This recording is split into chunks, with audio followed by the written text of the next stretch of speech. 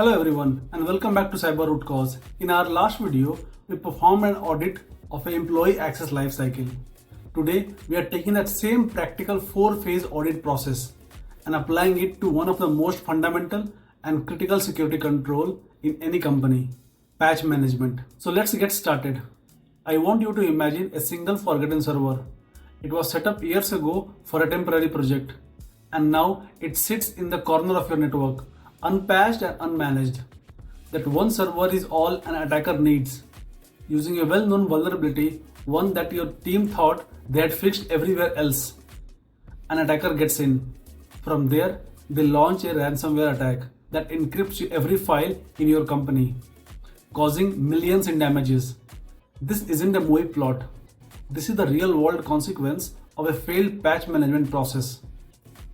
Today, we are going to audit that exact same control. Now, as a quick refresher from our last video, every audit follows the same 4 phases.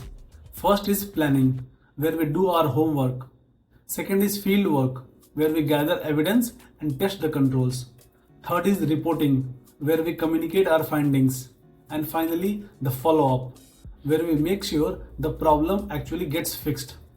Let's apply this to the patch management. Let's begin with phase 1, planning. Our objective is simple: to verify that the company's process for patching servers is effective and that all servers are included.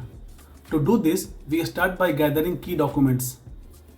We will ask the IT team for their official patch management policy.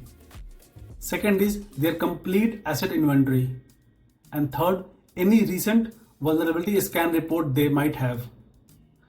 During our initial interviews, we will ask critical questions like: what is your required time frame for patching critical vulnerabilities? And how do you ensure your assets inventory is 100% complete and accurate?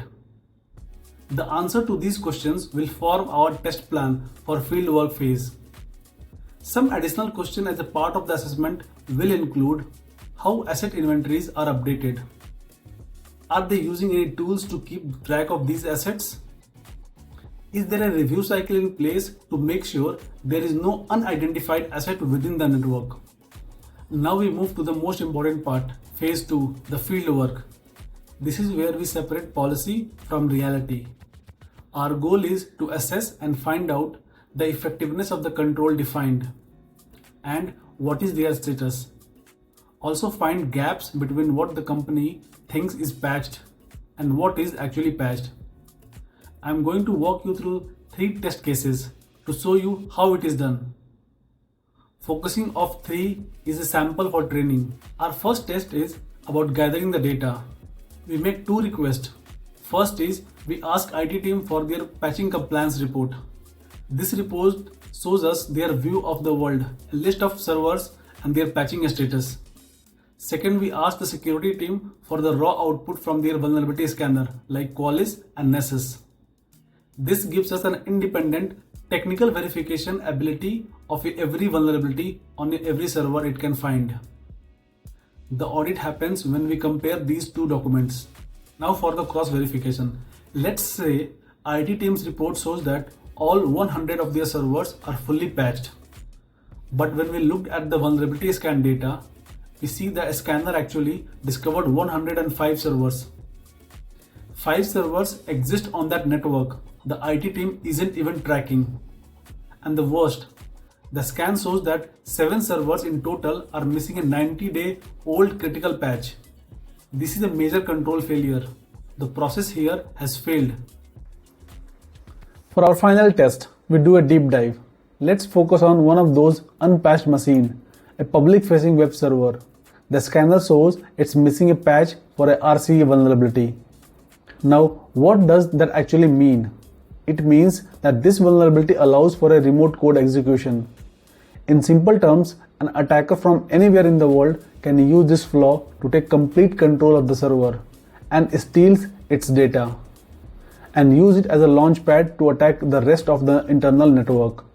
This is the kind of finding that requires immediate attention because the impact is high and probability is also high since it's a RCE with a public exploit available, leading to critical risk. Our field work is complete. and we have a critical finding. Now in phase 3, we report it clearly and concisely. Here is how you should structure it. The finding: 7 servers, including a public-facing web servers, are missing a critical patch. The risk: this exposes the company to a high risk of network compromise and a potential data breach. Next is recommendation: immediately patch the identified servers and implement an automated asset discovery tool to ensure that the inventory is always up to date. And finally, we assign a severity: critical. An audit is only useful if it leads to improvement. That brings us to our final phase, follow-up. In a few months, we will come back and retest. We won't just check if those 7 servers got patched. We will check if the company fixed the root cause. We will verify their new asset inventory process to make sure no more forgotten servers. This ensures lasting change. So, as we wrap up, here are my pro tips for any patch management audit. First, your patches are only as good as your asset inventory. You cannot patch what you do not know. Second, do not just trust the green dashboard. Always verify the patching report with an independent vulnerability scan. The goal is to trust but verify. Thank you for joining me for this practical audit of patch management. I hope you found it valuable. In our next video, we are going to level up from here and look at the entire vulnerability management program. Thank you for watching. If you have learned something today, please give this video a like and be sure to subscribe to Cyber Root Cause. And if you have any question, ask them in the comments below. I'll do my best to answer every single one. Stay safe and I'll see you in the next video.